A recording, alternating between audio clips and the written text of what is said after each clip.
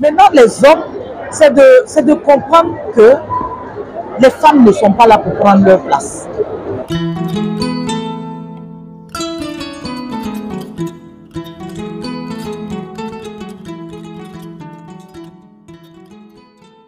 Vision est présente au FESPACO pour montrer déjà ce que nous faisons. À Tafé Vision, on fait des films par des femmes, pour des femmes sur des histoires de femmes. Et on défend les droits des femmes, on défend l'égalité des genres. On travaille à ce que dans les films, à diminuer les stéréotypes des gens, parce que quelquefois, ces stéréotypes-là, on l'a vu dur. On essaie en tout cas de les éviter dans nos films. Si par exemple, dans un film, on doit représenter par exemple un avocat, et l'histoire ne nous dit pas que c'est un homme ou c'est une femme, voilà, on choisit de prendre une femme.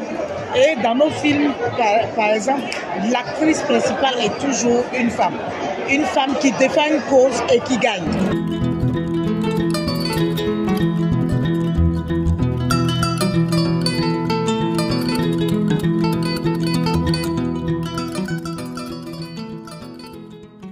Par exemple, quand il y a un appel à projet, on peut mettre des quotas pour prendre des projets de femmes. Voilà, on a vu des appels à projets. Les gens me diront oui, il faut la qualité des films, c'est vrai. Mais moi, je pense qu'à compétence égale, à qualité de projet égale, il faut privilégier le projet de la femme. Voilà, ce n'est pas qu'on encourage la médiocrité, c'est de donner l'occasion aux femmes d'atteindre le niveau que les hommes ont atteint. Moi, je suis directrice de production. J'ai vu sur les plateaux des producteurs, des techniciens venir avec des assistants qui venaient de sortir de l'école de cinéma ou qui avaient simplement la passion de la chose et qui ont appris avec le temps. C'est parce que à ces personnes-là, on a donné l'occasion, on leur a fait confiance, on a fait attention à leurs erreurs, que ces personnes-là aujourd'hui sont des professionnels, on va dire, aguerris.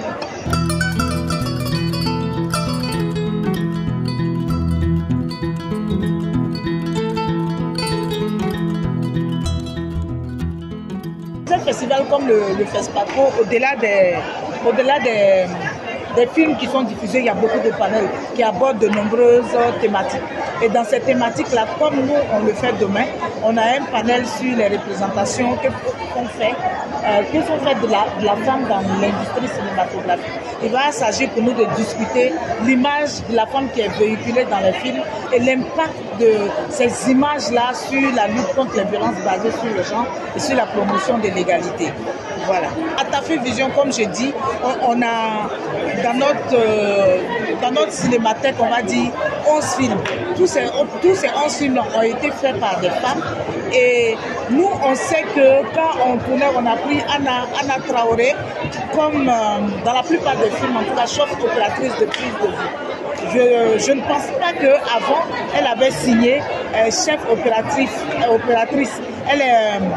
Elle est en général assistante. Nous, on l'a prise comme chef opératrice de prise de vue sur le plateau. Il n'y a pas de différence entre les films qui sont faits par Anna et les films faits par les hommes. C'est vrai qu'elle est, on va dire, elle est relativement nouvelle, mais elle apprend, elle travaille comme les hommes, elle monte sur, comment on appelle ça, elle monte sur les rails comme les hommes, elle monte, voilà, elle travaille de nuit comme les hommes, elle veille comme les hommes, voilà. Donc, tant qu'on donne à la femme l'occasion de s'exprimer, elle le fait. Mais surtout, il faut lui donner l'occasion d'être sur les plateaux souvent. Parce que c'est en forgeant, comme on dit, qu'on devient forgeron.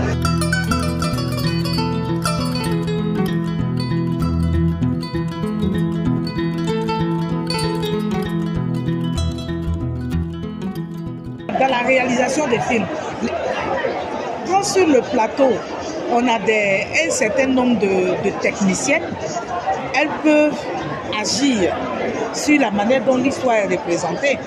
Parce que l'histoire est écrite, c'est vrai, il y a le scénario, mais à la réalisation, il faut qu'il y ait de nombreuses femmes pour dire oui. Quand un réalisateur, par exemple, dit qu'on doit tourner comme ça, elles peuvent dire non, que dans la réalité, c'est pas comme ça que ça se passe.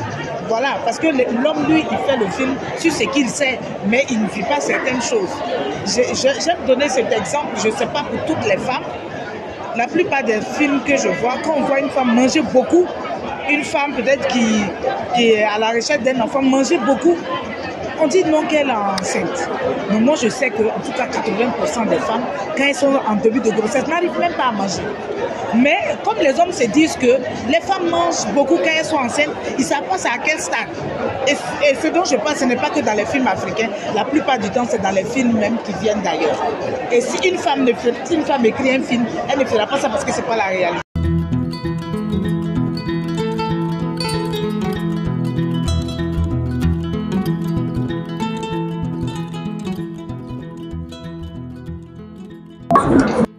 Ici, je parle de café.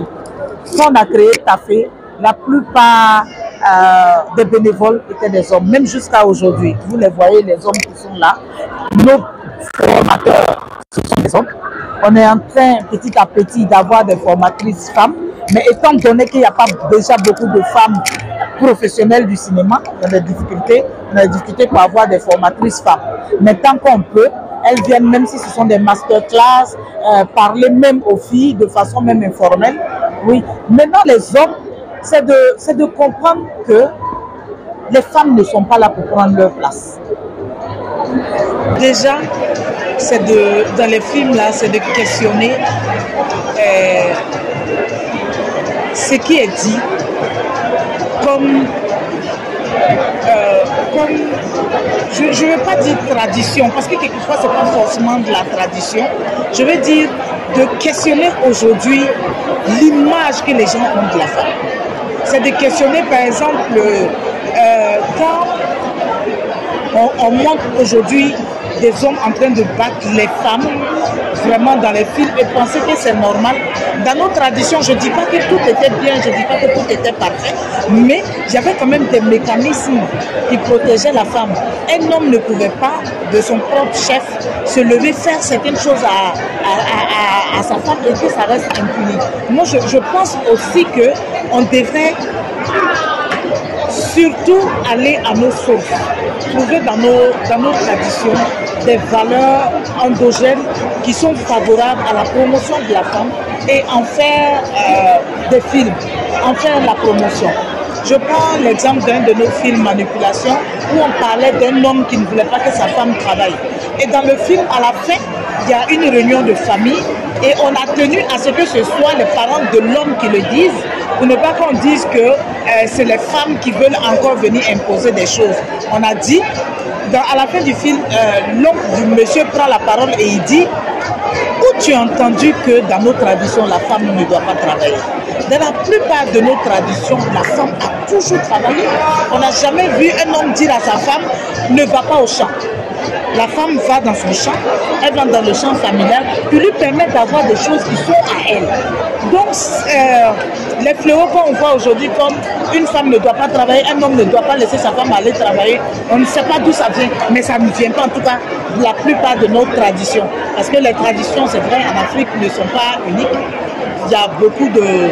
Les traditions sont différentes d'un groupe ethnique à un autre, d'un peuple à un autre, mais on sait que la plupart de nos traditions sont favorables à ce que la femme travaille. Et donc si aujourd'hui on fait des films pour valoriser le fait que la femme ne travaille pas, ça ne vient pas de chez nous.